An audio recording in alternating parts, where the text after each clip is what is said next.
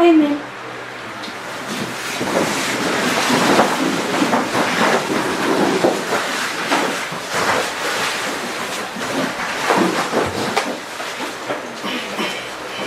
Good afternoon. We left quite a few threads hanging yesterday, and it started to take us quite off course to where I actually want to go. So I want to tidy up some of those points briefly, and then come back to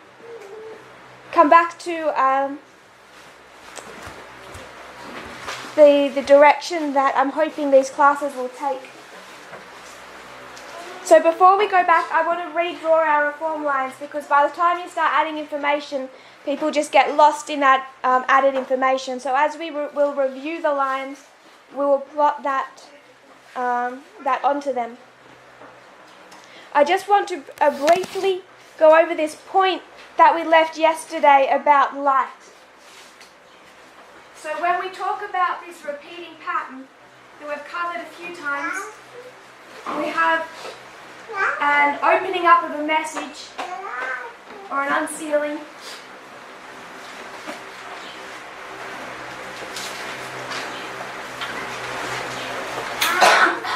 Going to increase. We mark an increase of knowledge. Formalize. And then we come to a point of test.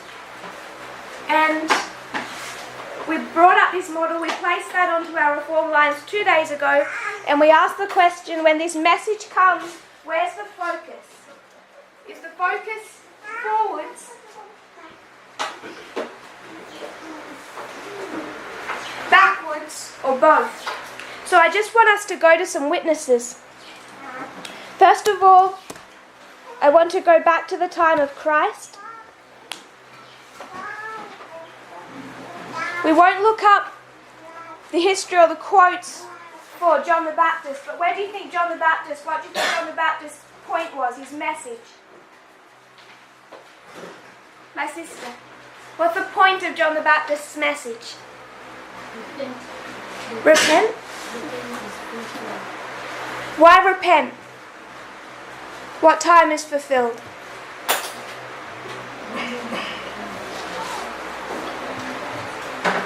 What's the point of John's message? What is he trying to convey to the people, to the Jewish nation?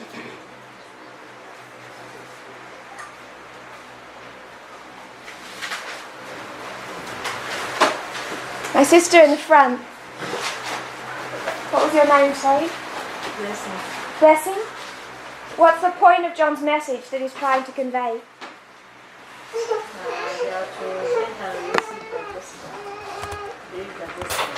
What's the gospel? In real life terms of what he's expecting to see, what he's telling the people. Kingdom of God is at hand. Sister Snyder, can you explain to me what the kingdom of God is at hand means? In the terms that he's trying to convey to the people. I think he was telling them that they're in the last period of the fulfillment of the 490. So they're in the last period of the fulfillment of the 490. So what should their attention be drawn to?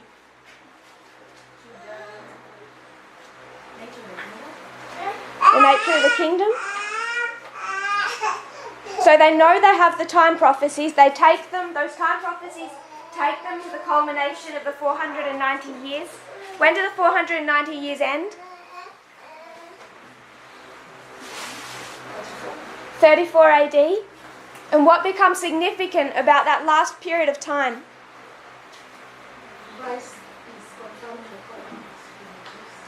For how long? For 1 week. Prophetically, 7 years. When does that begin?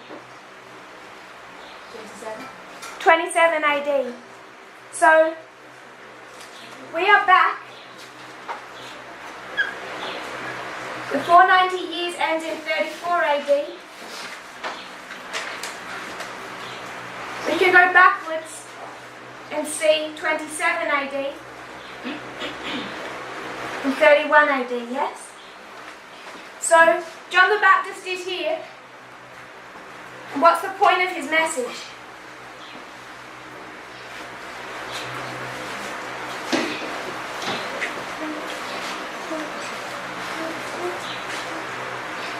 My sister. What's John warning the Jewish nation about?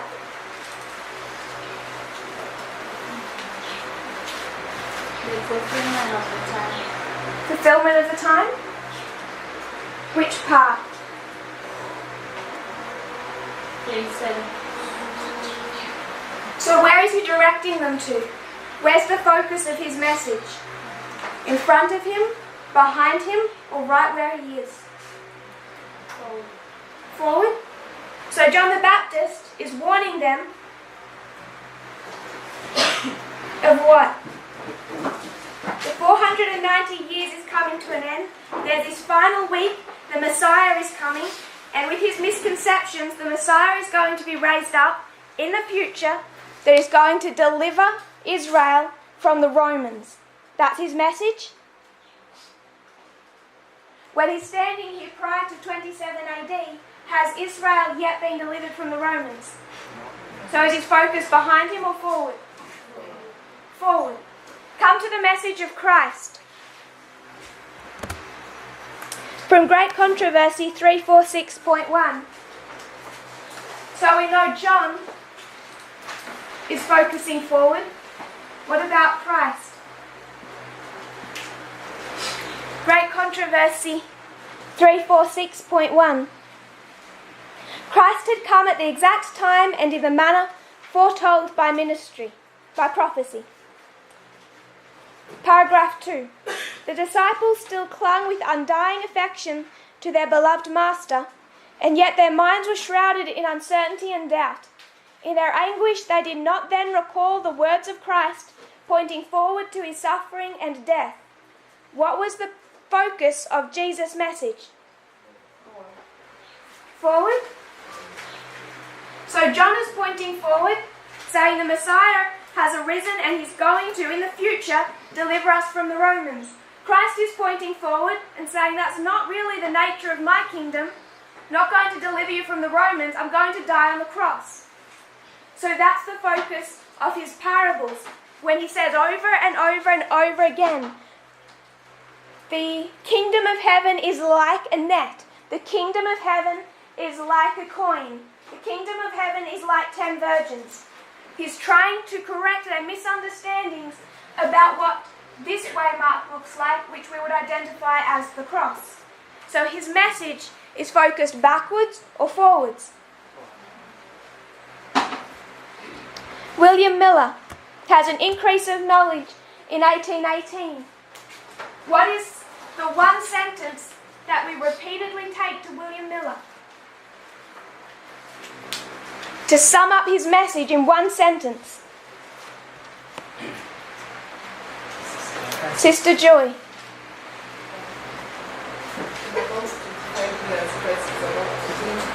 In about 25 years, Christ is going to come. Is he focusing backwards or forwards? So William Miller, he's saying, yes, 1798, but that's not the focus. The focus is that in 25 years, the second advent will occur. Focus point is forwards. 4SP 222.3. To William Miller and his co-labourers it was given to preach the message in America, and the light kindled by their labours shone out to distant lands. The testimony of the Scriptures, pointing to the coming of Christ in 1843, awakened widespread interest. So the testimony they're giving is pointing forward to the coming of Christ, just as John, Christ himself, pointed forward.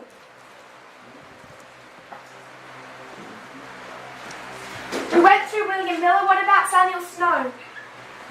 Boston, Concord, and then Exeter. What's his message? Brother Rogers. I'll write them on the board. The one with Christ was GC 346. And we looked at the first two paragraphs. 4SP 222.3.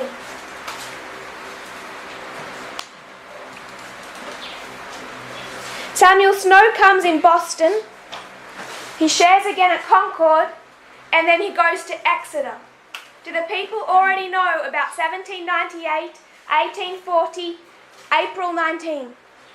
What don't they know that Samuel Snow needs to tell them of?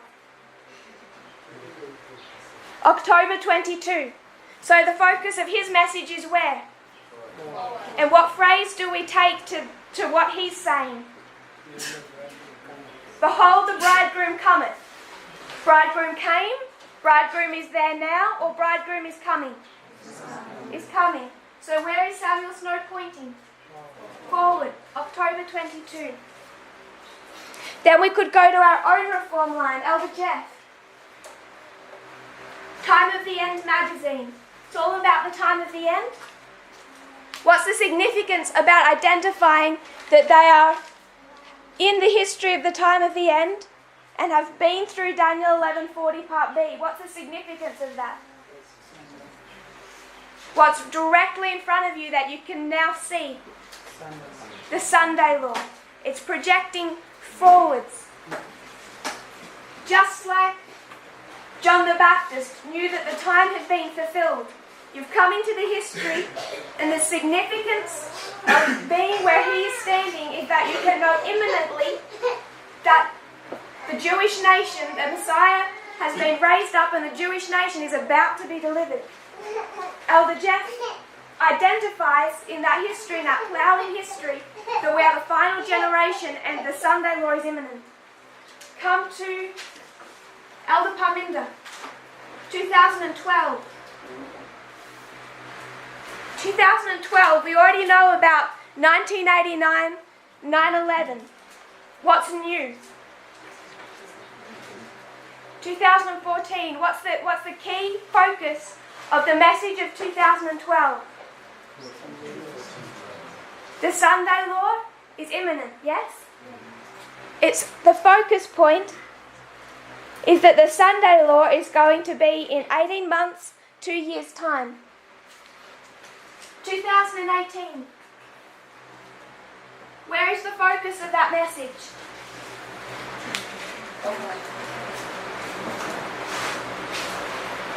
Christ is saying the cross. John doesn't have clarity on it. Christ refines it, says the cross. Miller says about 25 years. That's not refined. But he's pointing forward. Samuel Snow comes, he says October 22. Elder Jeff comes, it's vague, he says the Sunday law. Parminder comes, it's refined, 2014. 2018 comes, we're pointing to the close of probation. Just as did Christ, just as did Snow. We're pointing towards the close of our probation. Behold, the bridegroom cometh. That was the message of the midnight cry. So were we pointing forwards or backwards? Forwards. I want to give one other thought to this. This is Signs of the Times, March 25.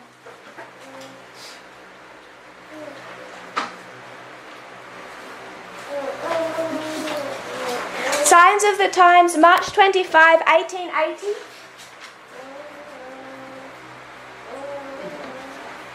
Paragraph 5. She's talking about the Passover service. For those who haven't read it, where does the Passover point? Where's the focus of the Passover service? Brother Rogers. Points forward to the cross. So, I'm back here, it's just prior to the birth of Christ.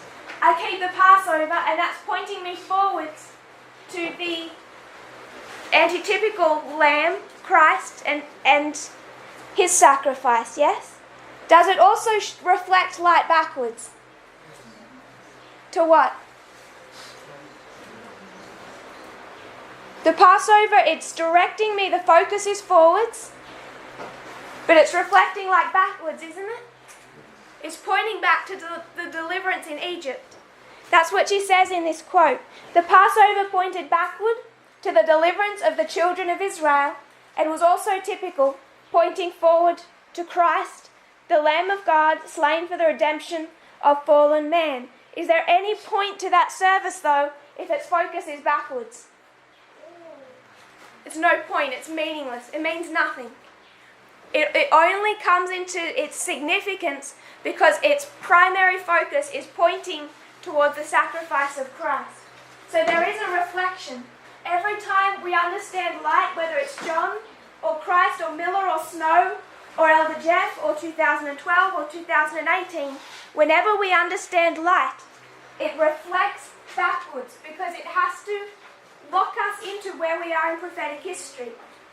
It's going to give clarity onto the path we've already tread, but the focus of the light is always forward. Here on 7 witnesses of a reform land. So, doesn't that make sense though? If we were walking at night and it's pitch black, and you're walking with me and I have a torch, and it's a dangerous road and there's potholes and crevices and cliff faces, does it make any point if I shine the light backwards? Isn't the road that we're travelling on dangerous? So doesn't it make sense that you would shine the light in front of you? Because you don't really need to know with that great clarity where you've been. Some will disseminate backwards, but when you need it, if you're walking on this path, and you're here, and you're heading in this direction, the time you needed light here was when you were back here.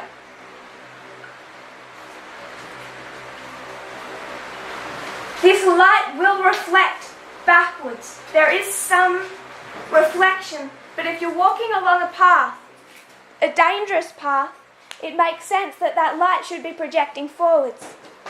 Otherwise, what will happen to you? You'll fall off the path into the wicked world below. So that's the first point I just wanted us to tidy up before we moved back to our subjects. The second point I wanted to touch was just briefly reviewing our lines.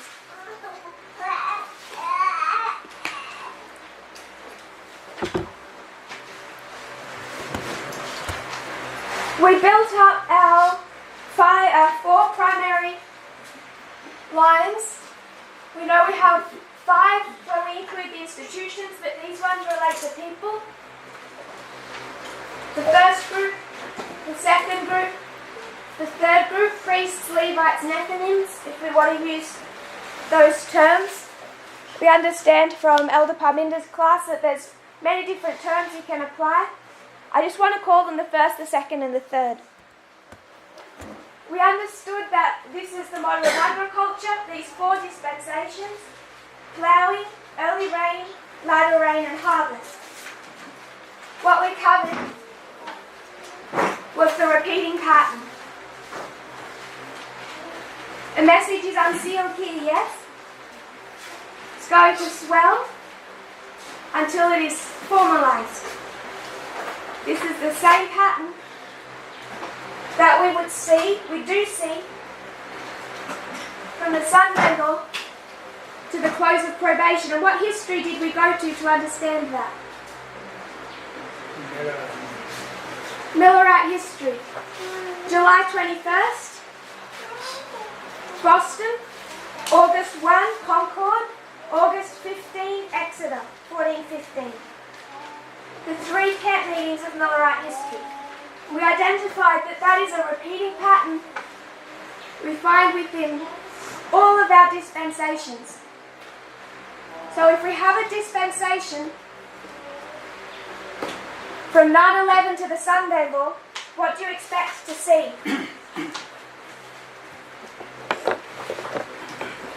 In the early reign of the 144,000, you must have a message that is going to swell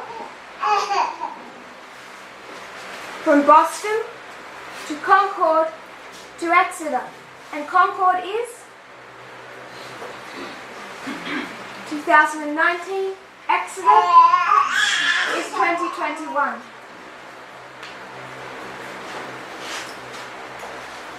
What light opened up in 2019, this increase of knowledge? What was it about? The Sunday law. So witness number 8. The message opening up in this history, is it projecting forwards or backwards? Forward. Is the 9/11 a Sunday law? Is 9/11 a Sunday law? Does everyone say yes? Sunday law for whom? It's not a Sunday law. It's not a Sunday law for a priest, a Levite, or a Nethnim, or 144,000.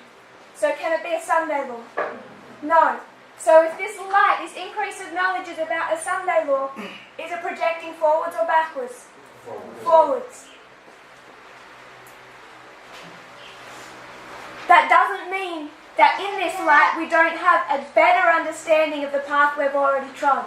But the focus is forwards, because it has to prepare us for this waymark. What's the point of studying for a test that's behind you? The test is in front of you, therefore the information received must prepare you, must focus on the test you're yet to sit. So Concord and Exeter, 2019-2021. And we identify that from this model of 144,000, we have ploughing, early rain, latter rain, harvest. How many primary waymarks? 5 primary waymarks. 5 primary waymarks separating 4 dispensations. The easiest way to remember our reform lines is just the hand. We brought that down to the priests. It's an increase of knowledge, formalization, test in the ploughing, in the early rain, in the latter rain, and the harvest. The story is consistent. What waymark begins the outpouring of the latter rain?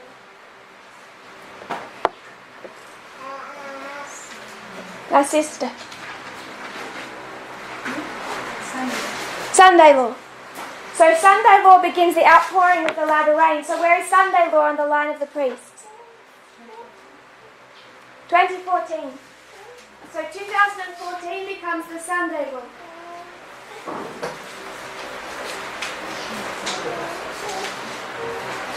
Begins the outpouring of the latter rain.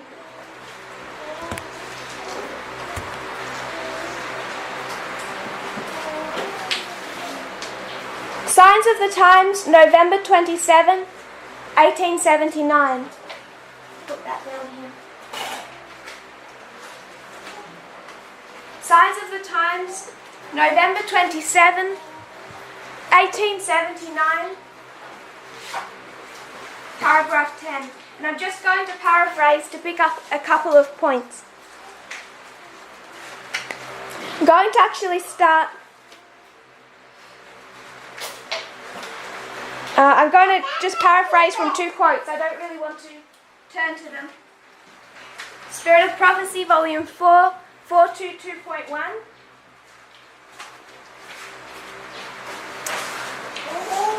Says, of Babylon, at this time is declared her sins have reached unto heaven, and God hath remembered her iniquities. At what waymark do the sins of Babylon reach unto heaven? What waymark is the cup full?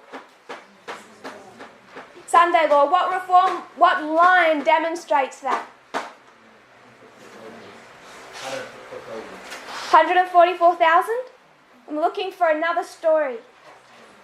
Brother at the back. Sorry? 1888 history? I'm looking for a line that shows that the cup is full at the Sunday law. This waymark.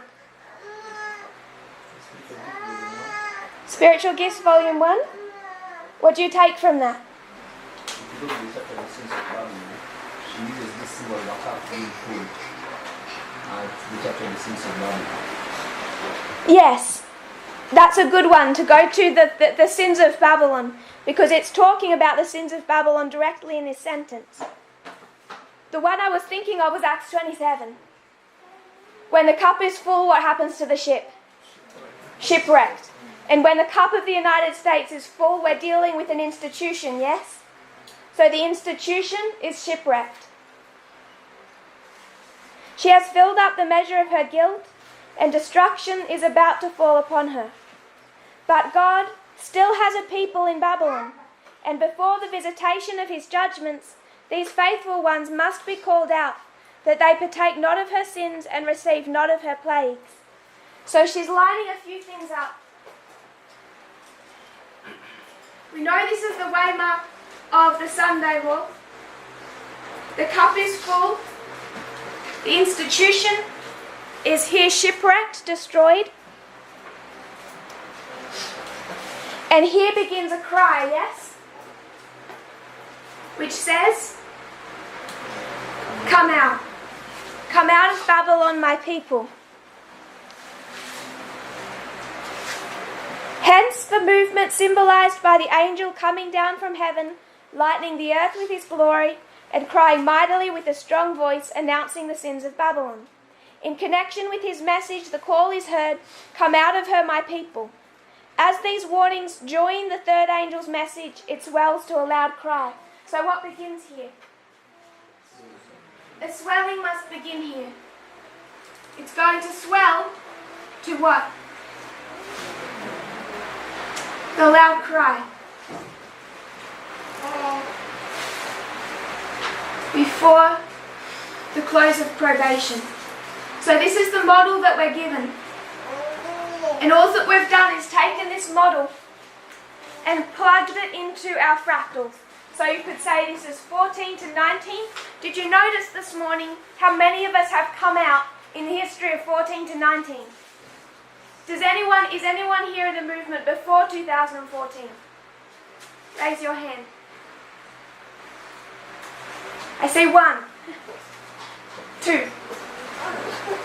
So, can you see what this cry did to the priests? So whatever fractal level you put that in, it still has significance. We can see 14 to 19 for us, for the Levites, 2021 to the Sunday law, and then the world. But that's the cry to come out, and it begins with the Sunday law, where we would also place the beginning of the falling of the latter rain. We go to Millerite history, and what is this waymark? July 21st. And then what's going to happen? Swell to Exeter, to prepare people for October 22. So we take this from Millerite history. We understand that the Sunday law is one of these key waymarks, yes? Boston, Concord, Exeter. So the Sunday law becomes one of our key 5 waymarks. And what do they call July 21st in Millerite history? What symbol do they appropriate for it? Midnight?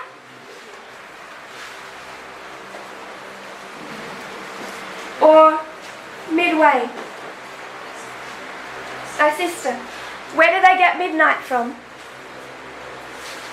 Why do they call July 21st midnight?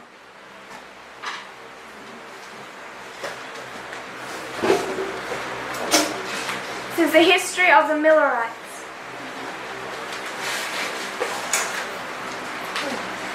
In the pink. Yes. Sorry? Matthew 25. The parable of the 10 virgins.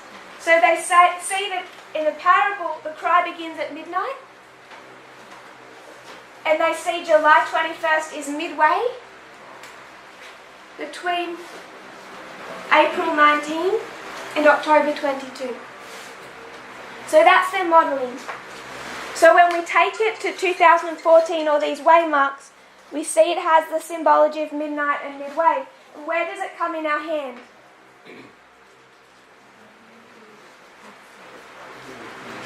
Where would you place Sunday law?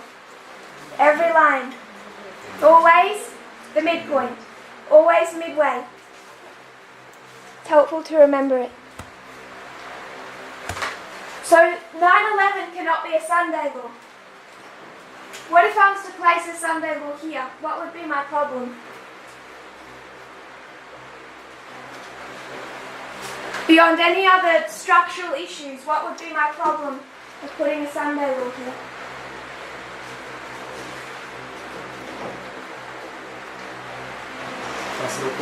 My brother? I said if I said it, I didn't take If I was to say, I think this waymark is a Sunday law, what's my problem? I want one key structural issue with this.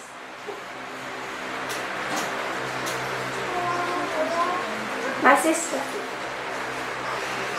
Which line would you be using if you put there so that Just this one.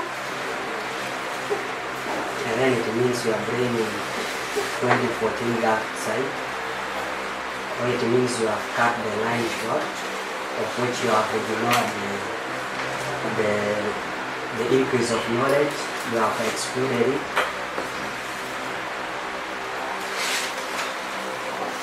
If I was to put the Sunday law at an increase of knowledge,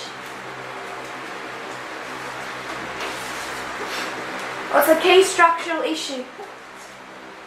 What kind of waymark is a Sunday law? Midway. Midway? Beyond that, going back to Millerite history? Sorry? My brother? It is unsealing. It's where a message is unsealing. It's unsealing. What do we call that waymark? Boston. It's a Boston. The Sunday law is a Boston. If we place a Boston here, because we know on every witness that at the Sunday law swelling begins, so if we make it here, what must happen? We have to have a repeating pattern within a repeating pattern. Can you see that? And then, if we have a repeating pattern here, what do we then have to do?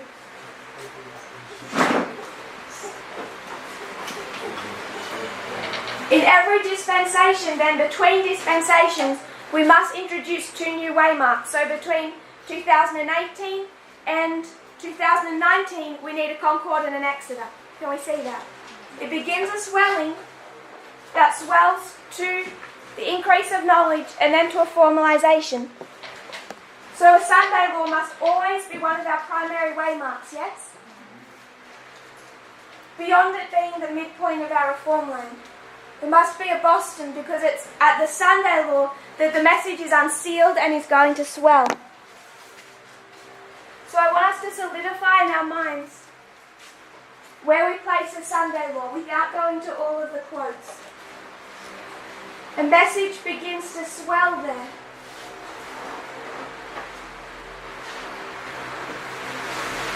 Just as in July 21st. So we spoke of this repeating pattern. 1989, 9/11, 2014, 2019 are all Boston waymarks. They're all the opening up of a specific message for that time. So the specific message for here, Daniel 11:40 to 45, reform lines. Here it's time setting, it's built upon this message.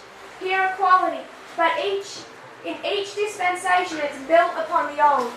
I think that's something important that we need to remember, particularly when we start talking about progression. Each message is built upon the old. So whatever came in the history of the Midnight Cry is built upon the message of the 2520, and both are built upon the message that came in the history of 1989 to 9/11, the Time of the End magazine.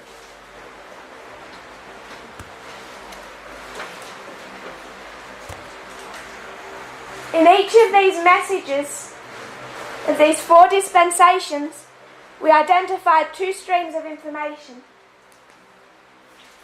So in this history, there's a true and a false, yes? The true the new light, Elder Jeff begins to teach regarding Daniel 11 and reform lines.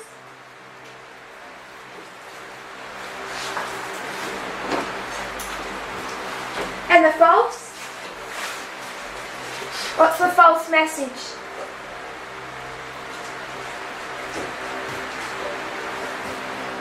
If this is a test in this dispensation, how many choices do you have?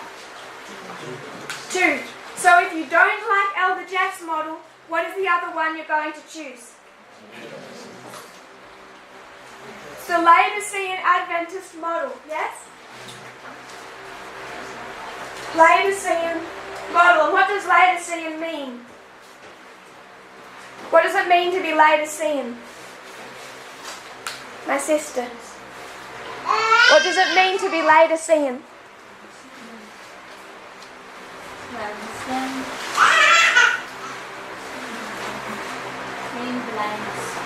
Blind? Anyone else? What does it mean to be Laodicean? Brother Willie. People in the judgment.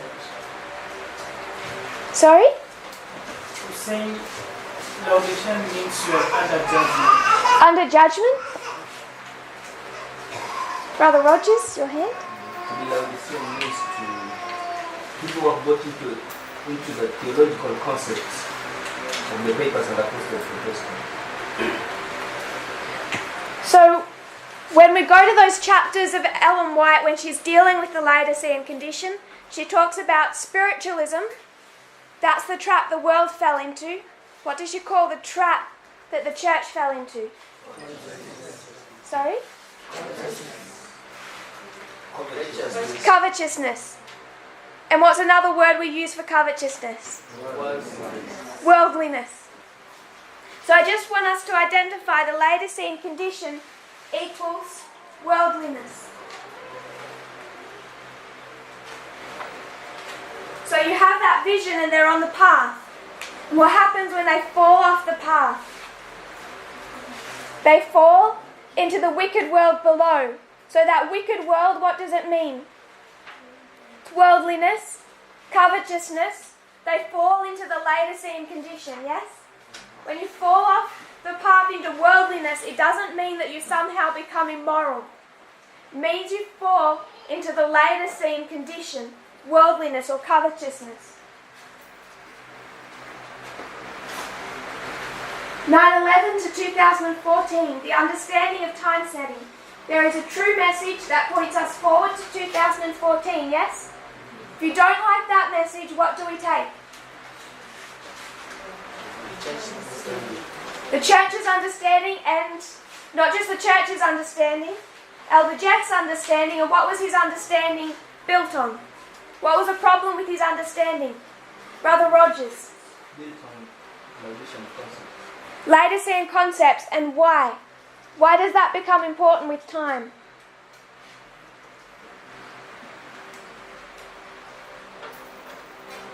I think Elder Parminder covered this subject in Arkansas, I think fall of 2018, but I could be wrong. What messages did the papacy introduce to Adventism? What's our traps? No time. So what is Elder Jeff choosing when he rejects time setting? No time, and that is papal doctrine. And you said before, Brother Rogers, that those papal doctrines were the Laodicean condition. So he's going back to the Laodicean condition. So you're falling off the path into. So this false message is again worldliness or the Laodicean condition. Come to 2018. Two messages. You have a true message and a false message. Now it's interesting that those opposed to this message attack two streams of information, and yet they would be perfectly happy saying that there's two streams here and that we are wrong, we were wrong, and they were right. So they believed two streams of information in 2018, 2019. If they didn't believe that, they would believe that there was truth in our message, that somehow we're all equals, them and us, we're just all equals, but they don't believe that. They believe that this message, Parminder and I are satanic, and they are good.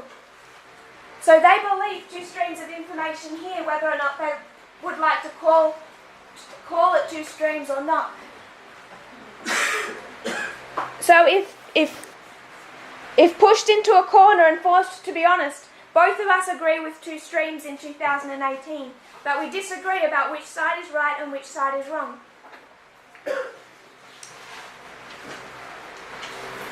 And I just want us to remind us that these two streams of information, as we place it here,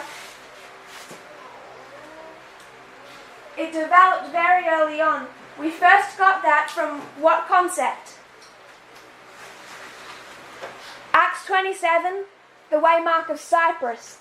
Simon Magus and Bar Jesus. Internal and external false prophet. All the way back in the line of Acts 27, it already told us that at the midnight cry, there is a true stream and a false stream, a true prophet and a false prophet. So I just wanted to note that. So we understand two streams of information in the history of 14 to 19. And when you reject the true stream, what do you fall into? What do you accept? It's a Laodicean methodology and a Laodicean message. And it's worldliness. What currently would you define as the worldliness issue in the United States?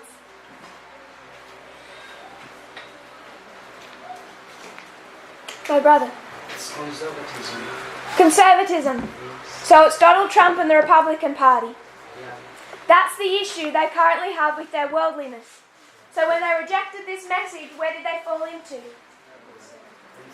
They fell back into that worldly mindset where you are favourable to the system of government, the system of society that's going to lead to the Sunday law.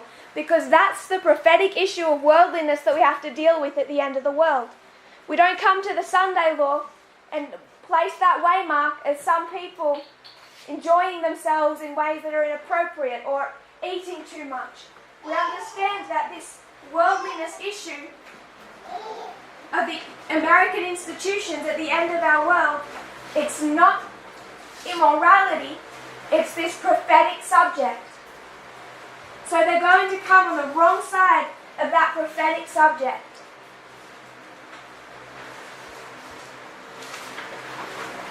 We understand the same thing must exist in the dispensation of our harvest. There must be a true message, and if we don't like it, we will go back to our Laodicean methodology and our Laodicean message.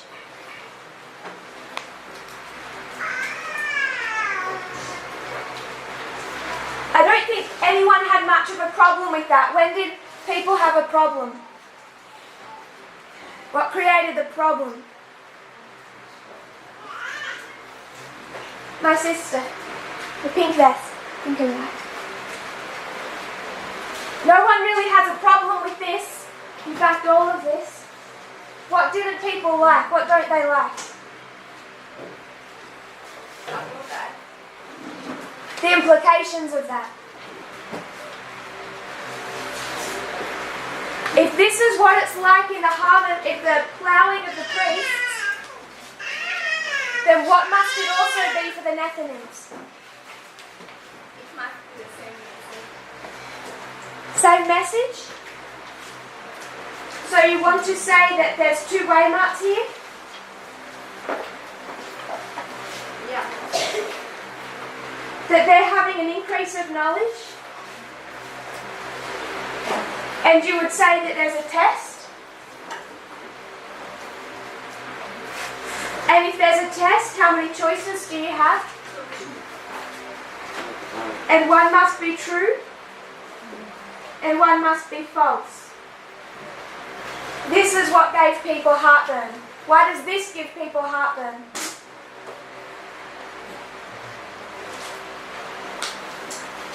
Because now what are we saying?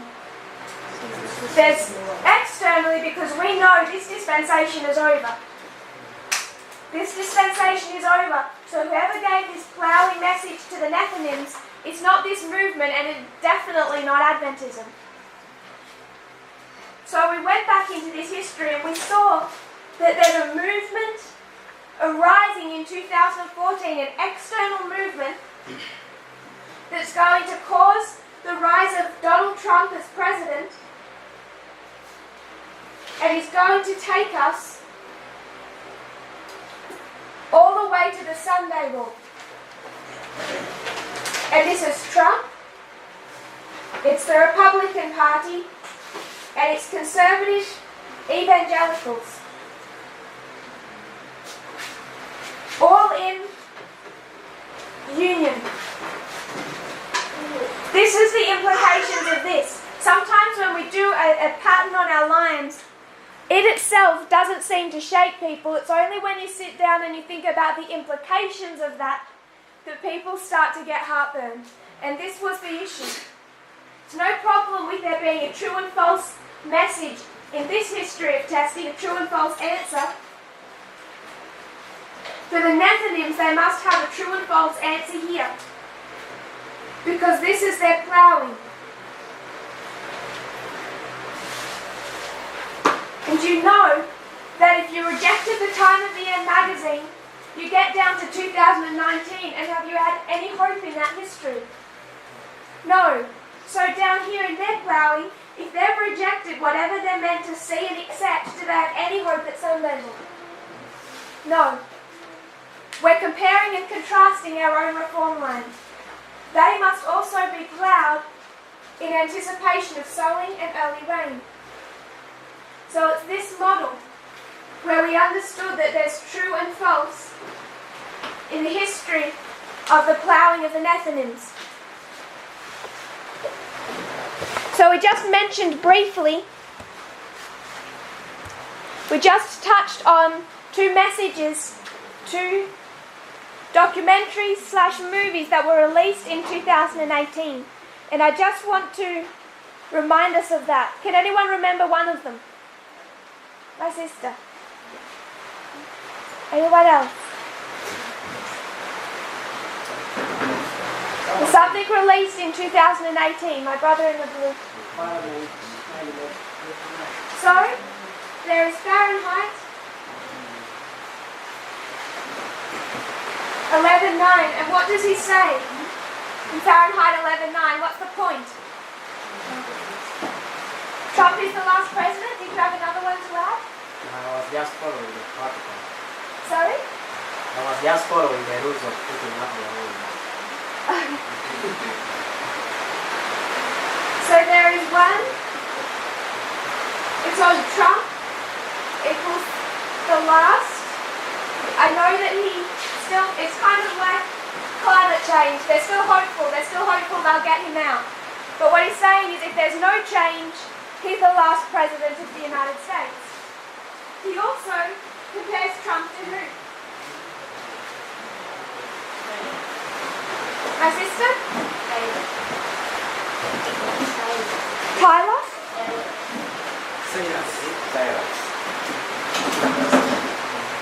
This is Michael Moore. Michael Moore doesn't compare him to Cyrus. People do, but that's the other side of the equation. Who does Trump compare? Who does Michael Moore compare Trump to? Hitler. Is that prophetically accurate? So this is Michael Moore. That's one narrative. When was that released? We'll come back to that. What's the other one? What's the false stream? Sorry? The Trump prophecy. Do we remember speaking about the Trump prophecy?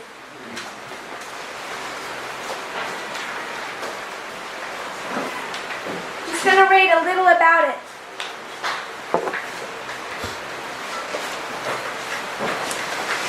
This is an article. It's written on October 3, Because the Trump prophecy is released into American cinemas on what day? October 2 and October 4. When is our Midnight Cry? In the United States, it's October 3. So this documentary movie is released October 2, October 3. This is an article written in The Guardian. I'll write it here so you look it up. It's from The Guardian. It's October 3, 2018. And it's titled The Chosen One.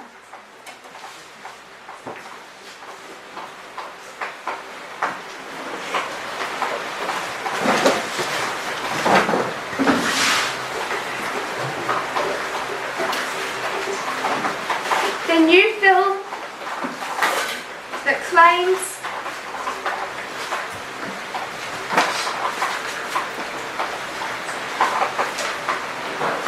Trump's election was an act of God. The Chosen One, the new film that claims Trump's election was an act of God. More than 1,000 US cinemas are screening The Trump Prophecy, which posits that God chose the philandering billionaire to restore America's moral values. Pastors from Nevada pray with Donald Trump during a visit to Las Vegas in October of 2016. Plenty of moviegoers in Lynchburg, Virginia heaped praise on the movie.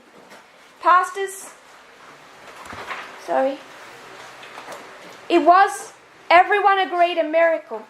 The unexpected election of Donald Trump in 2016 was an act of God.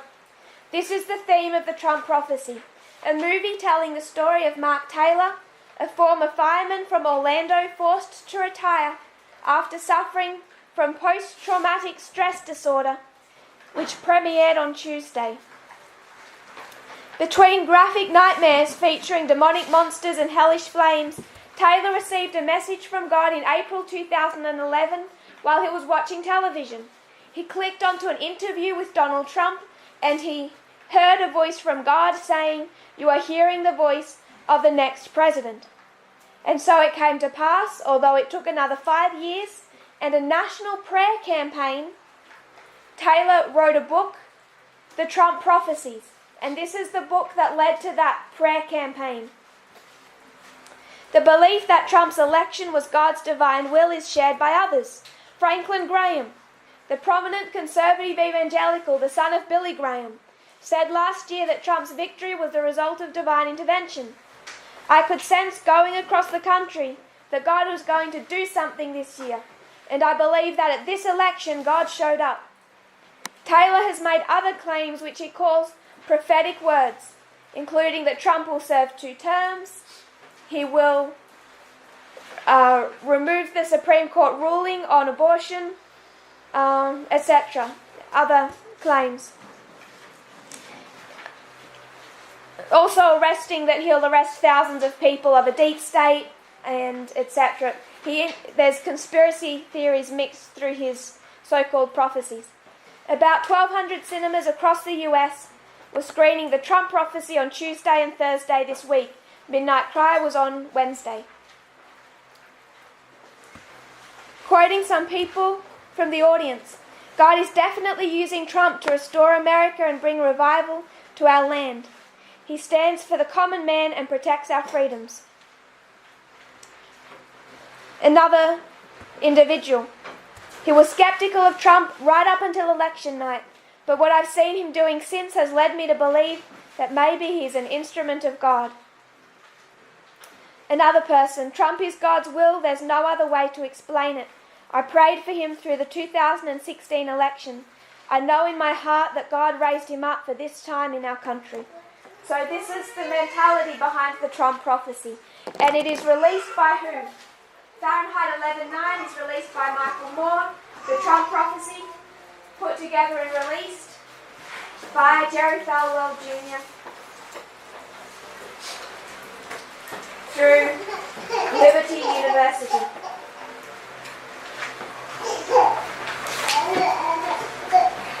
Jerry Falwell Jr., where do we we take him back to?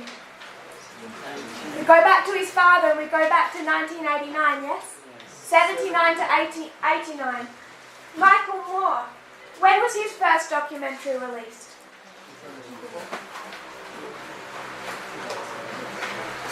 Michael Moore made his directorial debut on what year? You don't even know when you're answering because you know it on the line. 1989. We can pin both of them back in 1989. So we explain that.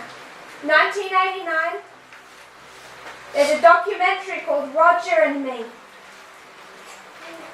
It's all about Flint, Michigan.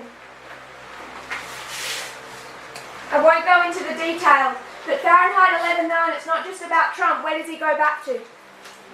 Flint, Michigan. 1989 is his first directorial debut. Who's born in 1989 if you've been following the political situation? Alexandra Ocasio-Cortez. What did she do in 2018?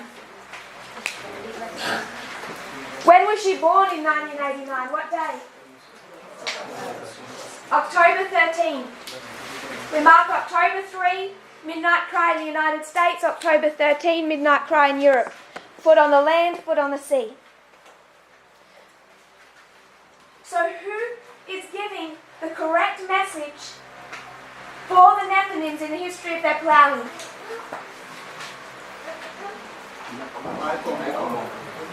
We could speak about others. We talk about CNN, Washington Post, those news articles.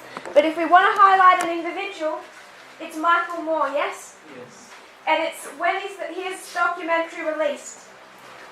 Late September, just as the school in Arkansas is beginning, releases in late September, runs through October. So they're airing at the same point in time. Not beginning on the same day, off by a couple of weeks. Late September, Fahrenheit 11/9, October 2 begins the Trump prophecy. But in the final months of 2018, we have a true and a false inside this movement that people begin to wrestle with, and externally in the ploughing of the Nethnims, they have the same issue. Now, a sister came up to me during the break, and she had a question that I said we would address in the class. And if I've misunderstood her question or her thought, if she could either speak up now or come to me afterwards.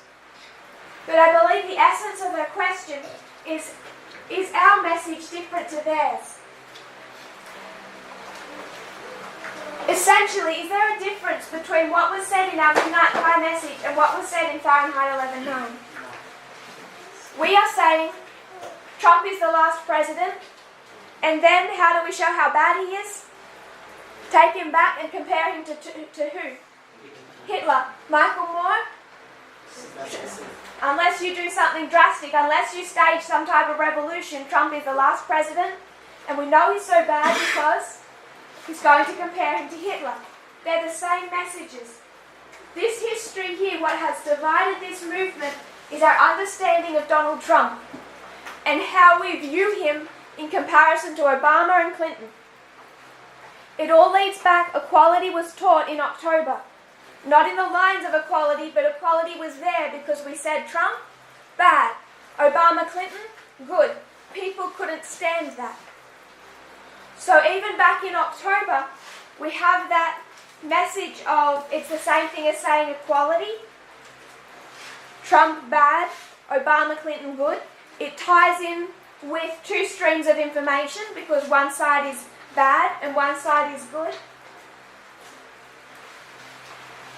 That concept is what divided this movement, and it's the exact same issue that has divided America. Can we see that?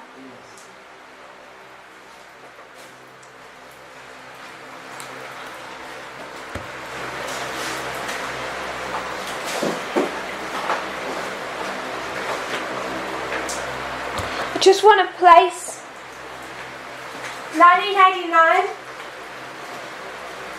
Michael Moore does a documentary focusing on Flint, Michigan. In 2018, he's going to do another documentary It focuses on Flint, Michigan.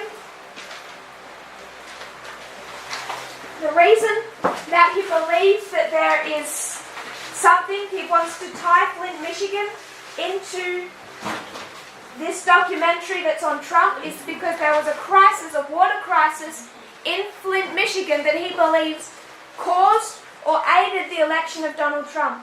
When was that crisis in Flint, Michigan that helped lead to the rise of Donald Trump? Brother Rogers, don't go off what you know, go off the line. Where do you think it was? There's a crisis. You know Flint, Michigan, you can tie it to 1989. You know he's talking about it in 2018. Because back here there's a crisis in Flint, Michigan that he believes led to the rise of Donald Trump. When was the crisis in Flint, Michigan? Do you have to know the history? Apart from the Trump administration, the documentary delves into some events that Moore believes are connected to or inspired by Trump, such as the 2014 Flint water crisis orchestrated by an appointee of Governor of Michigan, Rick Snyder, that led to toxic levels of lead in the water and poisoned the people. So even when he's tying Flint, Michigan to Donald Trump, when is he going to go back to? 2014. So we are going back to 2014 to build up our logic for our formalization of our message. And when Michael Moore goes back to the Flint water crisis, he's doing the exact same thing. Going to back to 2014 to build the logic for his message. So we can place Michael Moore in 1989, 2014, and then he gives the formalization of the plowing message of the Nethnims.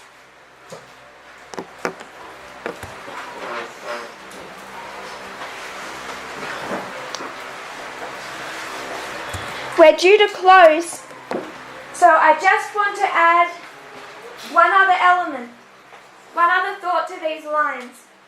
When we talk about 1989, do we teach that we should have been prepared for the time of the end? So that's something that we teach. What was meant to warn us? What external events were meant to warn us? The Afghanistan war? We're all okay with that? When did that begin?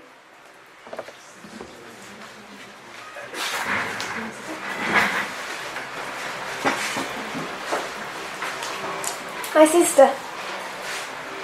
We were meant to be warned prior to the time of the end by a proxy war in Afghanistan between the Soviet Union and the United States. You know that we teach that. You're familiar with that. When did it begin?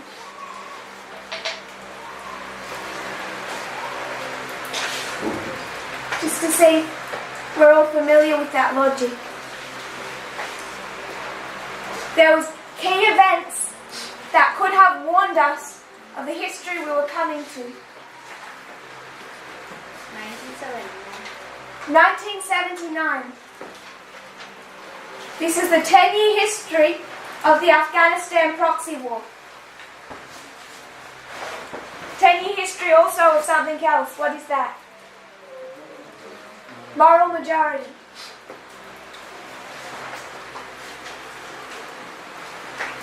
Church and state union that led to the election of Ronald Reagan. So we have 10 years of warning before the time of the end, yes?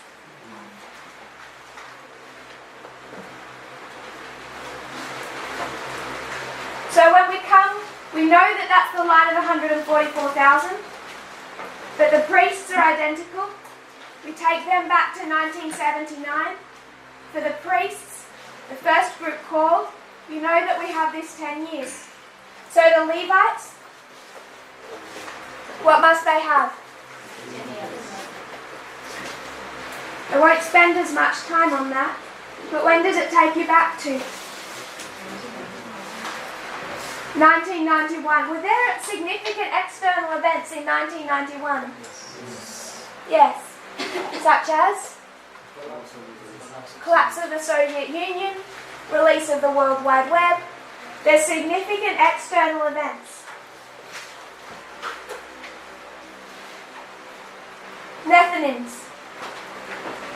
When are they meant to start being stirred up? Warned. My brother. 2004.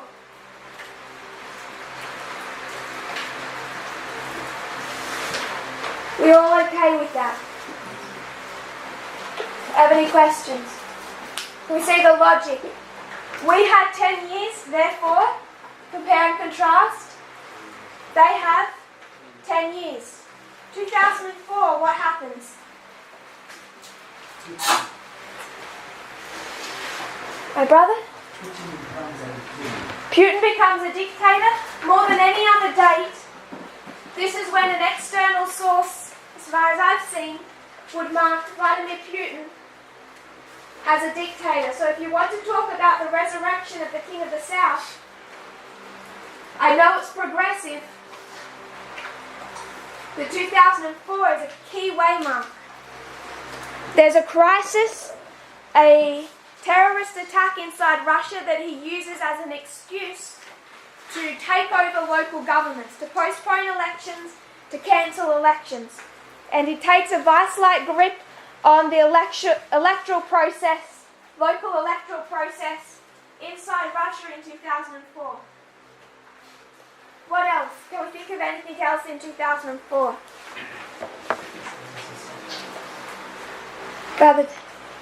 I was thinking, I'm not sure, but I had these thoughts that after 9/11, when 9/11 takes place and you have the comeback of the evangelicals and they invite the Christian Association in 204. Okay. They live in 204, but I have that thought. Okay. I don't know that so well. Like to know more. Sister Joy. Fahrenheit.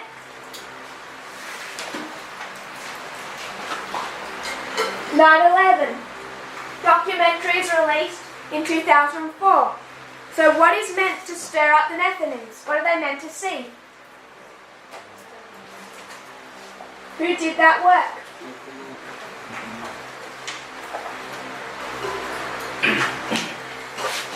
Fahrenheit 9/11. Sorry? Yeah, that one.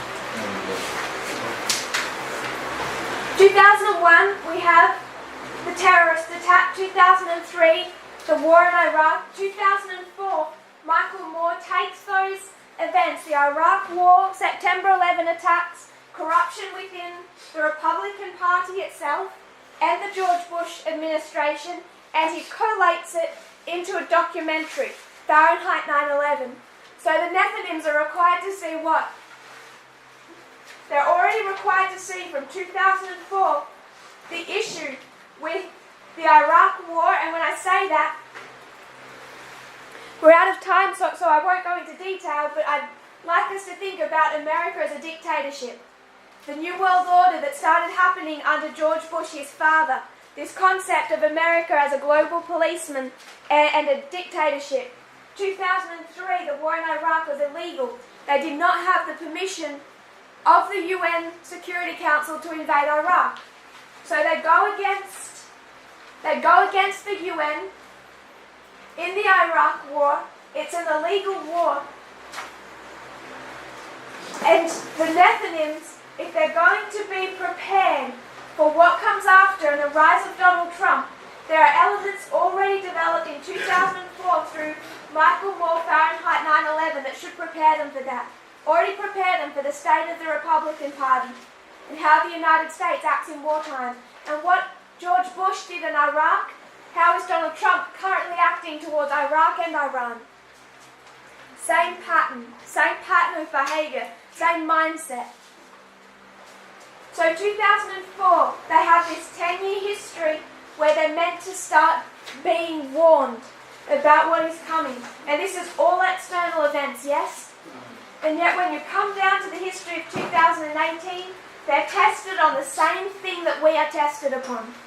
They don't have the benefit or the clarity of prophecy. but they're tested upon the same thing.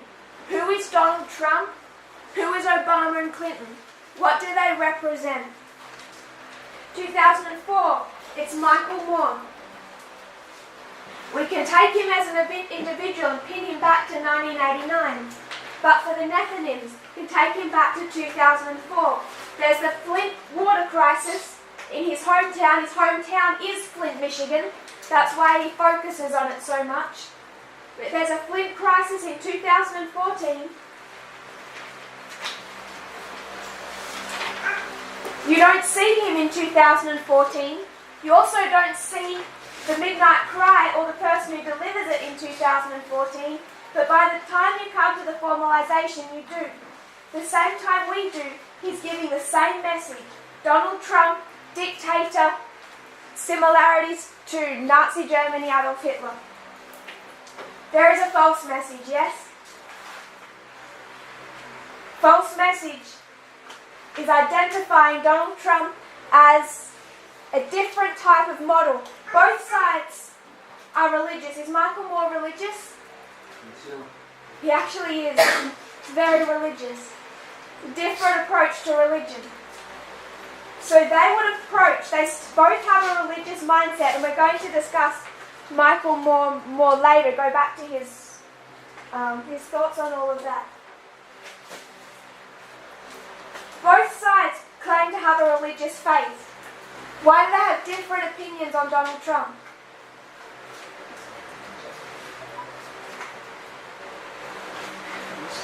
One sees Donald Trump and they compare him to Hitler. The other side sees Donald Trump and compares him to who? Our sister said who earlier? Cyrus. So Michael Moore is going to see Trump and say Hitler. Jerry Falwell is going to see Trump and say Cyrus. They both have a religious background and mindset, but they approach the situation differently. And when we come into this movement, into the internal, there's some people, as one group saying Trump, Hitler, and there's the other side saying they're all a bit the same, but what they're essentially saying is Clinton would have done the same thing as Trump, so why do we have Trump?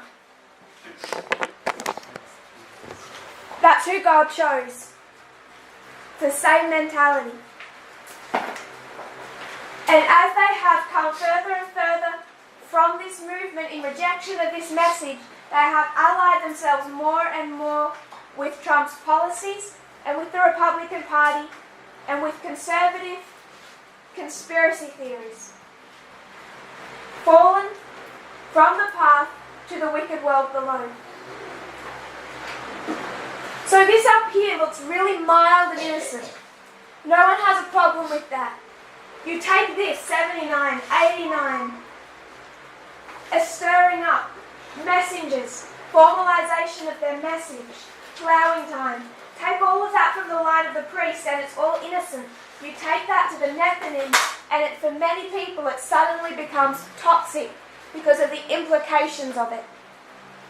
That's where this movement divided. So when we come back tomorrow, we will review this, make a couple of other points about our reform lines, and then I want us to come back to the question about raffia. If you kneel with me, we'll close in prayer.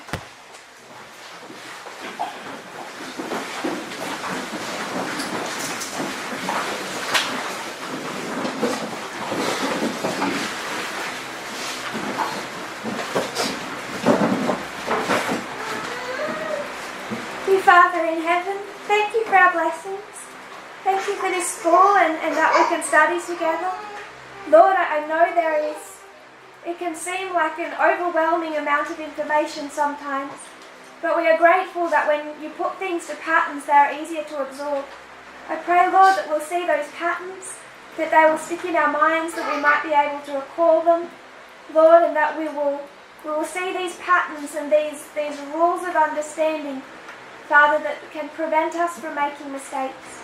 I pray, Lord, that each one of us may be faithful and stay on that path. In Jesus' name, amen.